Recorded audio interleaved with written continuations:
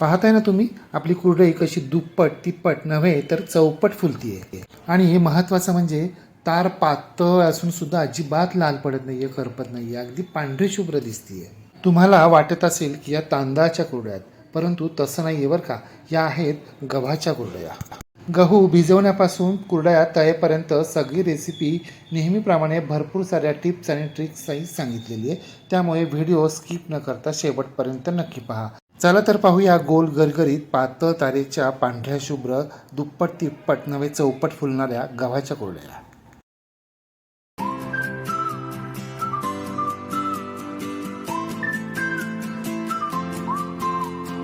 पांढऱ्या शुभ्र स्वादिष्ट गव्हाच्या कुरडया करण्यासाठी हे पहा, इथे आपल्याला 2 किलो चांगल्या प्रतीचे गहू घ्यायचे. मी इथे 48 रुपये किलो किमतीचा महालक्ष्मी गहू घेतलाय. तुम्ही तुमच्या आवडीचा कोणत्याही चांगल्या प्रतीचा गहू वापरू शकता. तुम्हाला हवा असेल तर तुम्ही खपली गव्हाचा देखील वापर करू शकता. गहू दीर्घकाळ टिकावेत, त्याला कीड लागू नये म्हणून मार्केटमध्ये त्याला बोरिक पावडर किंवा इतर रासायनिक पावडर चोळलेली असते. म्हणून हा गहू आपल्याला निवडून साफ करून स्वच्छ करून तर घ्यायचाच आहे. शिवाय पाण्यानं 3-4 वेळा स्वच्छ धुवूनही घ्यायचं आहे. अगदी चोळून चोळून स्वच्छ धुवून घ्यायचं आहे. तसं तर तुम्ही तुमच्याकडे उपलब्ध असलेला कोणताही गहू वापरू शकता. अगदी रेशनिंगचा गहू देखील वापरू शकता.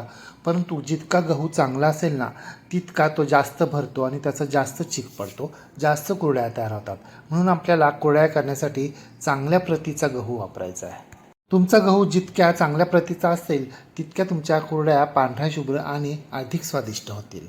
गहू 3-4 वेळा पाण्यानं स्वच्छ धुवून घेतल्यानंतर त्यातलं पाणी काढून टाकायचं, नवीन पाणी घालायचं आहे आणि पातेल्यावर झाकण ठेवून हा गहू आपल्याला 3 दिवस भिजत ठेवायचा आहे. परंतु गहू आपल्याला सलग 3 दिवस भिजत जरी ठेवायचा असला ना, तरी त्यातलं पाणी मात्र 24 तासांनी रोज बदलायचं आहे. जर आपण रोज पाणी नाही बदललं, गहू 3 दिवस सलग भिजत ठेवला, तर मात्र मग आपल्या कुरड्यांना आंबूस असा वास येईल. हे पहा, 1 दिवस आणि 1 रात्र म्हणजे 24 तास गहू भिजल्यानंतर पाहता ना तुम्ही पाण्यावर कसा फेस आलाय. अगदी थोडासा आंबूस वास येतोय. हा वास निघून जावा म्हणून या गव्हातलं सगळं पाणी आपल्याला निथून काढायचंय, नवीन पाणी घालायचंय. नवीन पाणी घातल्यानंतर गहू एकदा अगदी हलक्या हातानं स्वच्छ चोळून घ्यायचा आहे. गहू हलक्या हातानं स्वच्छ चोळल्यानंतर हे जे पाणी आहे ना, हे सुद्धा आपल्याला निथून काढायचं आहे, नवीन पाणी घालायचं आहे आणि पुन्हा हा गहू आपल्याला 24 तासांसाठी भिजत ठेवायचा आहे. 24 तासांनी म्हणजे दुसऱ्या दिवशी देखील असंच करायचं आहे. असं आपल्याला 3 दिवस करायचं आहे. 3 दिवस पाणी बदलल्यानंतर हे पहा, चौथ्या दिवशी आपल्या गव्हाला कसा फेस आलाय, अगदी साबणासारखा फेस आलाय. परंतु हा फेस नाही आहे बरं का, हा गव्हातून बाहेर निघालेला चीक आहे. गहू सुद्धा पहा अगदी कसा पांढरा शुभ्र दिसतोय. ज्या अर्थी इतका फेस आलाय त्या अर्थी आपला गहू चिकानं पूर्णपणे भरलाय आणि अतिरिक्त चीक त्यानं बाहेर फेकले आहे. याचा अर्थ आपला गहू अगदी व्यवस्थित भिजलाय. आता या गव्हातलं सगळं पाणी आणि फेस आपल्याला अशा पद्धतीनं एखाद्या गाळणीमध्ये काढून घ्यायचं आहे, म्हणजे आपला गहू खाली पडणार नाही. गाळणीतला गहू पुन्हा पातेल्यामध्ये घालायचा आहे आणि हा सगळा गहू आपल्याला नळाखाली अशा पद्धतीनं अगदी हलक्या हातानं स्वच्छ धुवून घ्यायचं आहे. स्वच्छ धुवून घेतल्यानंतर यातलं सगळं पाणी काढून फेकून द्यायचं, निथून घ्यायचं आहे. हो, पण गहू आपल्याला अगदी हळुवारपणे धुवायचा आहे, कारण आता आपला गहू चिकानं पूर्णपणे भरलेला आहे. गहू हलक्या हातानं पाण्यानं स्वच्छ धुवून झाल्यानंतर पातेल्यात सगळा गहू पुन्हा एकदा एकत्र करायचा आहे. पाहताय ना तुम्ही आपल्या गव्हामध्ये किती चीक भरलाय. गव्हाला हात जरी लावला ना तरी सगळा चीक बाहेर येतोय. ज्या अर्थी आपला गहू इतका टम्म फुगलाय त्या अर्थी आपल्या या गव्हापासून भरपूर अशा कुरडया तयार होणार आहेत. आता मिक्सरचं मोठं भांडं घ्यायचं आहे आणि मिक्सरचं मोठं भांडं अर्ध्यापेक्षा थोडं जास्त भरेल इतपत गहू आपल्याला यामध्ये घालायचं आहे. त्यानंतर गहू बुडून 2 इंच पाणी वर राहील इतकं पाणी आपल्याला यामध्ये घालायचं आहे आणि हा गहू आपल्याला मिक्सरवर बारीक करून घ्यायचा आहे. त्यासाठी मिक्सरचं बटन आपल्याला 1-2-3 1-2-3 असं न फिरवता 2-3 2-3 या स्पीडवर अगदी मिनिटभर फिरवायचं आहे, म्हणजे गहू अगदी व्यवस्थित बारीक होईल. 1-2-3 1-2-3 या स्पीडवर जर आपण मिक्सरचं बटन फिरवलं ना, तर मिक्सरच्या मोटारवर भार पडतो आणि मिक्सर बंद पडतो. म्हणून आपल्याला 2-3 2-3 या स्पीडवर फिरवायचं आहे. हे पहा, अगदी मिनिटभरातच आपला गहू पूर्णपणे बारीक झालेला आहे. अजिबात अख्खा गहू यामध्ये राहिलेला नाहीये. मिक्सरवर बारीक केलेल्या गव्हाचं हे मिश्रण आपल्याला एका मोठ्या पातेल्यात काढून घ्यायचं आहे. इथून पुढील सगळा गहू देखील आपल्याला अशा पद्धतीनेच बारीक करायचा आहे आणि याच पातेल्यामध्ये काढून घ्यायचा आहे. आपला सगळा गहू मिक्सरवर बारीक करून झालेला आहे. आता बारीक केलेलं हे गव्हाचं मिश्रण आपल्याला गाळून घ्यायचं आहे. त्यासाठी दुसऱ्या एका मोठ्या पातेल्यावर आपल्याला अशा प्रकारे एक बारीक जाळीची गाळणी ठेवायची आणि यामध्ये आपल्याला हे मिश्रण थोडं थोडं करून घालायचं आहे आणि हातानं हलवत हलवत हे मिश्रण आपल्याला पूर्णपणे गाळून घ्यायचं आहे. हे पहा, गाळताना सुरुवातीला हे पटपट पटपट पट गाळलं जातं, परंतु जसजसं हे घट्ट होत जाईल ना तसतसं मग आपल्याला हाताच्या साह्यानं हा गव्हाचा चोथा दाबून घ्यावा लागतो, म्हणजे तो गाळला जातो. म्हणजे एकाच वेळेला आपल्याला हे मिश्रण दाबूनही घ्यायचे आणि हलवतही राहायचे, म्हणजे ते गाळलं जातं. खरं तर पारंपरिक पद्धतीमध्ये हे गहू जे आहेत ना ते पाट्यावर वाटले जायचे आणि आत्ता आपण हे गाळणीनं गाळतोय ना ते वस्त्रगाळ केलं जायचं.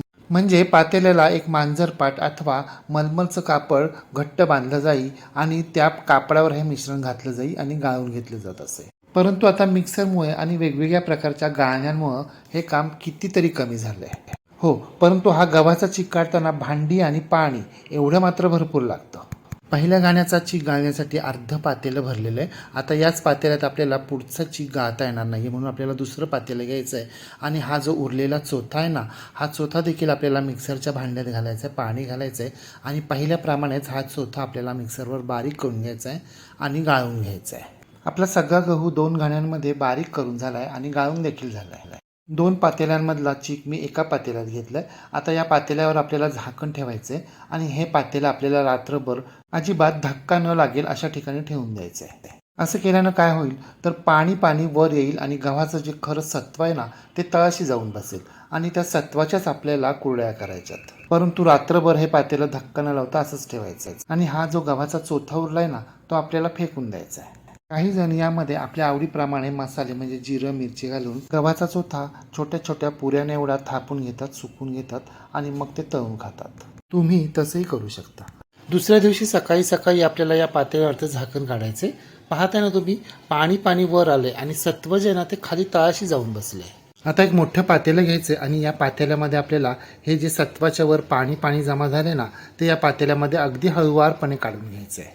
गव्हाचं सत्व पातेल्याच्या तळाशी जाऊन बसलं, हे सत्व आपल्याला काढून घ्यायचं आहे. बाजरीचं ज्वारीचं सत्व कसं मऊ असतं तसं हे नसतं बरं का, हे कडक असतं म्हणजे चिकट असतं. ते आपल्याला अशा पद्धतीनं अगदी हळुवारपणे काढून घ्यायचं आहे. मी हातानेच काढतोय, तुम्हाला वाटलं तर तुम्ही चमच्याचा वापर करू शकता.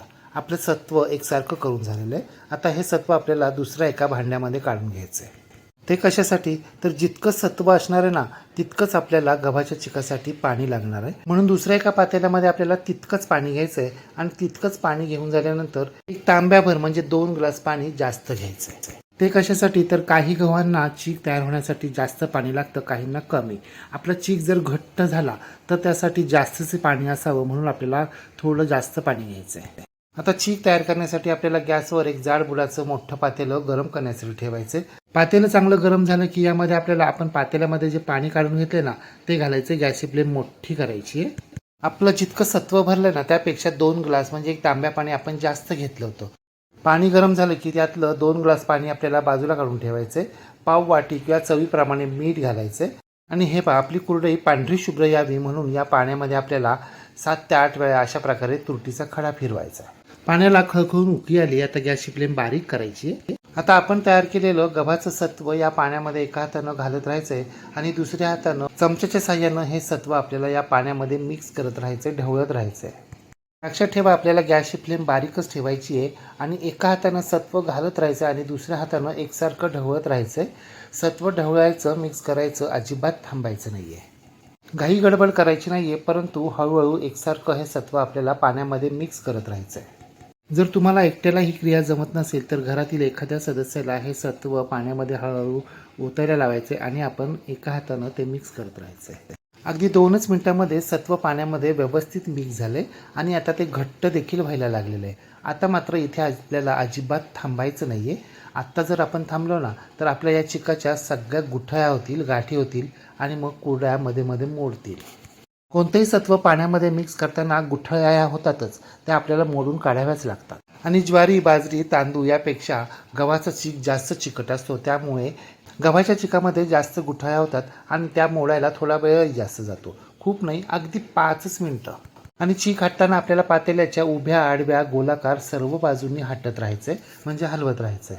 आता आपला चीक बऱ्यापैकी घट्ट व्हायला लागलेला आहे. आता चीक थोड्या जास्त स्पीडनं आपल्याला हटायचा आहे. तुम्हाला जमत असेल तर दोन्ही हातांनी चीक हटा, म्हणजे गुठळ्या पूर्णपणे मोडल्या जातील.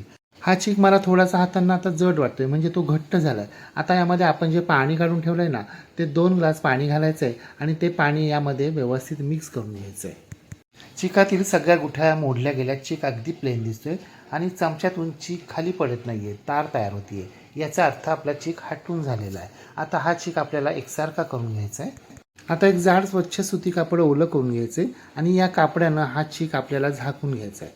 कापडावर पाण्याचा थोडा हपका द्यायचा आहे. पातेल्यावर एखादी परात किंवा ताट झाकण ठेवायचे आणि मंद आचेवर या चिकाला आपल्याला 10 ते 15 मिनिटं दरदरून वाफ काढायची आहे, म्हणजे आपला चीक शिजला जाईल.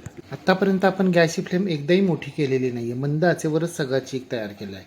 10 मिनिटानंतर झाकणही काढायचे आणि कापडही काढायचे. हे पहा, कापड काढल्यानंतर तुम्हाला दिसत असेल की इथून वाफ कशी बाहेर पडते आणि फसकन असा आवाज येतो. याचा अर्थ आपला चीक तयार झाला आहे आणि चिकाला हात लावला असता चीक अजिबात हाताला लागत नाही आहे आणि गोळी देखील सहज होते, तीसुद्धा अजिबात चीक ओटांना न चिकटता. याचा अर्थ आपला चीक परफेक्ट तयार झाला आहे. आता गॅस बंद करायचा आहे आणि लगेचच कुरडया तयार करायला घ्यायच्यात. त्यासाठी सोऱ्याला मी आधीच तेल लावून घेतलं होतं आणि सोऱ्याच्या आतमध्ये बारीक तारेची प्लेट देखील बसून घेतली आहे. आता चीक सोऱ्यामध्ये भरायचा आहे. चीक दाबून दाबून भरायचं आहे, मध्ये पोकळी राहता कामा नये, परंतु वर अर्धा इंचाची जागा रिकामी ठेवायची आहे. चीक पातेल्यातून काढताना आपल्याला एका बाजूनच काढायचं आहे, म्हणजे कुठूनही कसंही चीक काढायचं नाही आहे, नाहीतर आपला चीक लवकर थंड होतो आणि मग कुरड्यांचे तुकडे पडतात. हो, परंतु सोऱ्या भरून झाल्यानंतर पातेल्यावर झाकण देखील ठेवायचे, नाहीतर आपला चीक कोमट होईल, थंड होईल. आता ज्यावर आपल्याला कुरड्या घालायच्या त्या प्लास्टिकच्या पेपरला किंवा पाटाला तेला पाण्याचा हात फिरून घ्यायचा, म्हणजे कुरड्या खाली चिकटणार नाही. मी सुरुवातीला तुम्हाला पाटावर कुरड्या करून दाखवतोय. पाहताय ना तुम्ही, आपल्या कुरड्या किती सरसर सरसर केल्या जातात आणि कुरड्यांची तार पण पहा किती पातळ आली आहे. कुरड्या घालताना 2च वेढ्यांच्या कुरड्या घालायच्या, म्हणजे तळताना व्यवस्थित तळल्या जातात, कुठेही कच्ची राहत नाही. कुरड्या घालताना एकट्यानंच घालायच्या नाही आहे, 2 सोऱ्यांचा वापर करायचा आहे, म्हणजे एकानं कुरड्या घालायच्या आणि कुरड्या घालेपर्यंत दुसऱ्यानं दुसरा सोऱ्या भरून घ्यायचा, म्हणजे चीक कोमट व्हायच्या आतच आपल्या कुरड्या घालून होतात. जर चीक कोमट झाला ना तर मग कुरड्या घालायला जड जातं, तार जाड येते. अशा कुरड्या लवकर सुकत तर नाहीतच, शिवाय तळताना आतपर्यंत तळल्या जात नाही, कच्च्या राहतात. 1 किलो गव्हाच्या कुरड्या एक व्यक्ती करू शकते, परंतु 2 किलोच्या गव्हाच्या कुरड्यांना मात्र 2 व्यक्ती तरी लागतातच. आता या कुरड्या आपल्याला 2 दिवस कडकडीत उन्हामध्ये सुकून घ्यायच्या. माझ्याकडे अगदी बारीक जाळीची गाळणी होती, म्हणून मी सत्व गाळणीनं गाळून घेतले. जर तुमच्याकडे बारीक जाळीची गाळणी नसेल तर तुम्ही वस्त्रगाळ करू शकता. 2 दिवसांमध्ये आपल्या कुरड्या अगदी कडकडीत सुकलेल्या आहेत आणि रंग देखील पहा, अजिबात लाल झालेला नाही, अगदी पांढऱ्या शुभ्र कुरड्या आल्या आहेत. आकारसुद्धा अगदी आटोपशीर आला आहे. तुम्हाला या कुरड्या आता छोट्या वाटत असतील, परंतु तळल्यानंतर या तिप्पट चौपट फुलतात. दिसायला जशा या गोल गरगरीत आटोपशीर पांढऱ्या शुभ्र पातळ ताऱ्याच्या आहेत ना, तळल्यानंतर सुद्धा त्या तशाच पांढऱ्या शुभ्र उमलतात. आता आपण तळून पाहूया. त्यासाठी आपल्याला कढईमध्ये गॅसवर तेल गरम करण्यासाठी ठेवायचे. तेल गरम झालं का नाही हे पाहण्यासाठी कुरडईचा एखादा तुकडा घालायचा. हे पहा, आपला तुकडा अगदी पटकन वर येतोय, याचा अर्थ आपलं तेल अगदी व्यवस्थित गरम झालं. आता गॅसची फ्लेम बारीक करायची आणि अख्खी कुरडई घालायची. पाहताय ना आपली कुरडई कशी सरकन उमलून वर आली आहे, दुप्पट नव्हे तिप्पट फुलली आहे आणि दिसायला सुद्धा कशी पांढरी शुभ्र दिसते, अजिबात लाल पडलेली नाही आहे. तरी यामध्ये आपण पापड खारचा अजिबात वापर केलेला नाही आहे. हो, थोडी तुरटी फिरवली आहे, त्यामुळे कुरडया सुकल्यानंतर सुद्धा पांढऱ्या शुभ्र दिसत आहेत आणि तळल्यानंतर सुद्धा पांढऱ्या शुभ्र दिसत आहेत, लाल पडत नाही आहेत. आणि सगळ्यात महत्त्वाचं म्हणजे आपण बारीक तारेच्या कुरड्या केल्यात, त्यामुळे खाताना खूप छान वाटतं. आणि हे पाहताय ना, दुप्पट तिप्पट नव्हे चौपट फुलल्यात आपल्या कुरड्या. मग तुम्ही सुद्धा या उन्हाळ्यामध्ये अशा प्रकारे गव्हाच्या कुरड्या करून पहा व कशा झाल्या ते कमेंट बॉक्समध्ये मला नक्की सांगा. रेसिपी आवडल्यास लाईक, शेअर, कमेंट करायला विसरू नका. आणि हो, तुम्ही जर अजूनही गृहविष्णू किचन चॅनलला सबस्क्राईब केलं नसेल तर प्लीज नक्की सबस्क्राईब करा. शेजारील बेल आयकॉनवर प्रेस करा, ऑल सिलेक्ट करा, म्हणजे माझ्या नवनवीन रेसिपींचे नोटिफिकेशन तुमच्या मोबाईलवर येतील. पुन्हा भेटूया अशाच एका नवीन रेसिपीसह. तोपर्यंत नमस्कार व रेसिपी शेवटपर्यंत पाहिल्याबद्दल धन्यवाद.